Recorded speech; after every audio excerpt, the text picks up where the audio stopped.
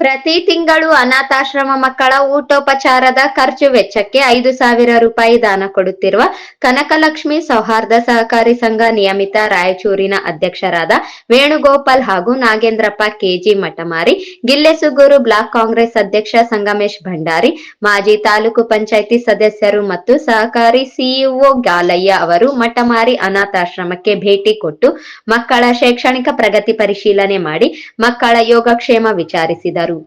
ಈ ಸಂದರ್ಭದಲ್ಲಿ ಮಕ್ಕಳಿಂದ ಶ್ಲೋಕ ಮಂತ್ರ, ಸಾಮಾನ್ಯ ಜ್ಞಾನ ಪರೀಕ್ಷಿಸಿ ಸಂತೋಷಪಟ್ಟು ಇನ್ನೂ ಉತ್ತಮ ರೀತಿಯಿಂದ ಚೆನ್ನಾಗಿ ಅಭ್ಯಾಸ ಮಾಡಿ ಎಂದು ಶುಭ ಹಾರೈಸಿದರು.